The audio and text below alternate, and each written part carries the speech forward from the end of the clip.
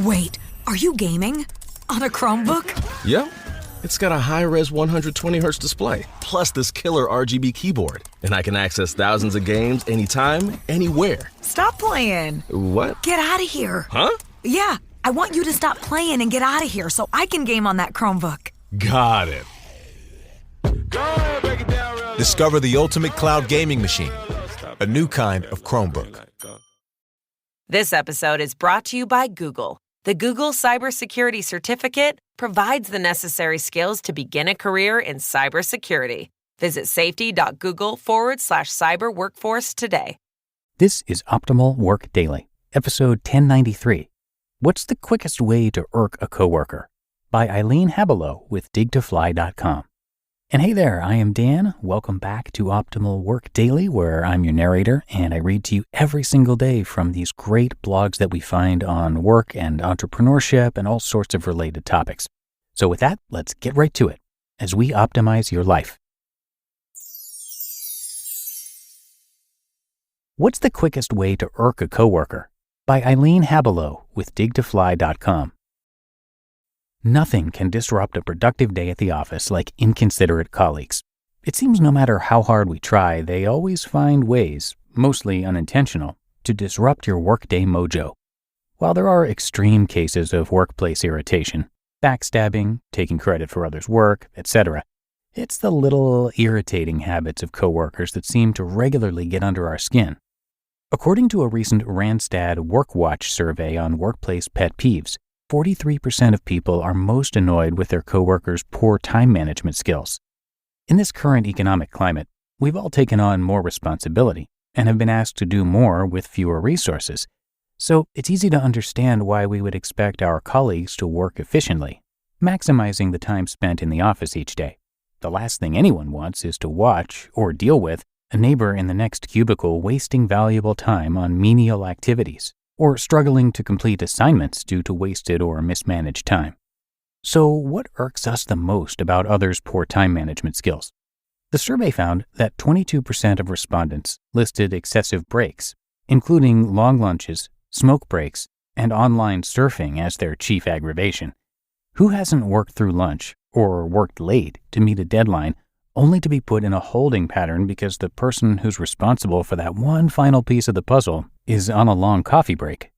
Abuse of breaks may be the biggest peeve regarding time management, but it's certainly not the only one.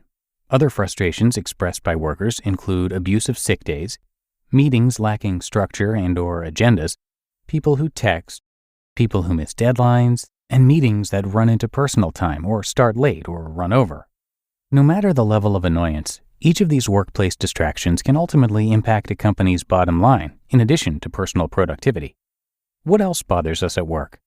Gossip, the ever-present office activity, ranked as the second most popular workplace pet peeve, followed by messiness in communal spaces.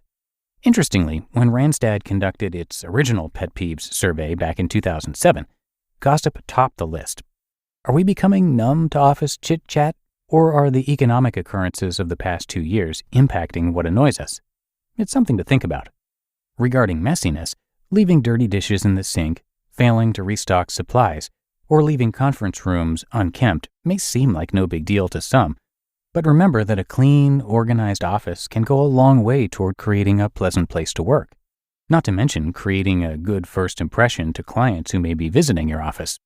Surprisingly, what doesn't seem to bother us during work hours is the amount of time spent on social media sites. Perhaps it's because social media is such an integral part of our culture that we don't see it as a problem. Or we work for companies that have adopted social media policies that forbid use during work hours. Whatever the case, only 12% of survey respondents indicated it as their biggest workplace pet peeve. Some may see value in jumping on Facebook or Twitter throughout the day as a way to de-stress or refocus, such as when you've hit a mental block. Others may frequent social media sites as a way to become better rounded in their jobs. Whatever the reason, it's best to know your company's social media policy before spending too much time on any site. Deal with pet peeves, but do it with respect. What is the best way to overcome these daily irritants while retaining your sanity and your positive outlook, not to mention rapport with your colleagues? There seem to be as many options as peeves themselves. In most instances, according to the WorkWatch survey, Workers typically deal with their peeve by saying something directly to the person involved. 29% felt that was the best course of action. And the next best solution for dealing with or responding to a pet peeve? Vent to coworkers. Roughly 20% of workers take this course of action. More than a quarter of respondents just ignore the situation completely. Depending on your personality, ignoring the situation could teach you patience. But if ignoring the problem is causing you to be increasingly unhappy, resolving the problem may be your best course of action. What don't seem to be popular methods of diffusing a situation are emailing the culprit directly, saying something to a supervisor, or leaving an anonymous note. However you decide to address the problem, approach the matter in a respectful tone. If the offender is a genuinely open person who can handle a frank discussion about what is bothering you, approach them in a friendly manner. If you are uncertain how a colleague may react to your feedback, one way to address it may be to put yourself in their shoes. How would you most favorably receive the news that your daily habits are making others unhappy? More often than not, we tend to be unaware of the little things we do and would be genuinely sorry for annoying others if only someone would tell us. It's a reality of the working world that we now live in. Spending so much time with others is bound to expose what some may view as habits and others as pet peeves. How you choose to deal, or not deal, with the little things that drive you nuts can make the difference in that workplace mojo. You just listened to the post titled, "What's the Quickest Way to Irk a Coworker?" by Eileen Habelow with digtofly.com. Labor strikes. Climate change. Your failing office printer. What do they all have in common? Come on, it's all about the money. Economics is everywhere and everything, fueling our lives. If you're a fan of OWD and are curious to learn something new and exciting about economics every week, check out the Planet Money podcast from NPR. Planet Money is a different kind of world where the complex economy actually makes sense.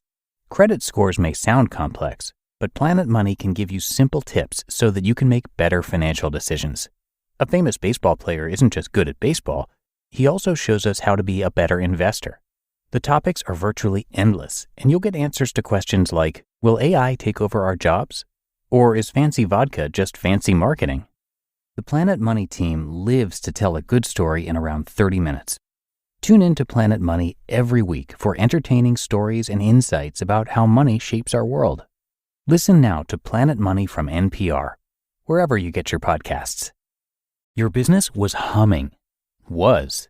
Now, teams are buried in manual work, taking forever to close the books. Consider three numbers: 36,000, 25, 1. 36,000.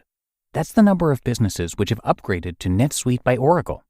NetSuite is the #1 cloud financial system, streamlining accounting, financial management, inventory, HR, and more. 25. NetSuite turns 25 this year. That's 25 years of helping businesses do more with less. 1. Because your business is one of a kind, so you get a customized solution for all of your KPIs in one efficient system with one source of truth. NetSuite is giving you the power of having all your information in one place, helping you to make better, more driven decisions as a business owner.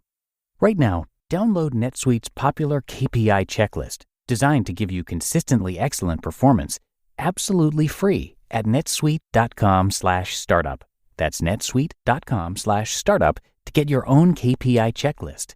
netsuite.com/startup. And a big thank you to Eileen for this great article. She's actually a guest writer at Dig to Fly, which is owned and operated by Karl Staib, who you've heard from many times before on the show.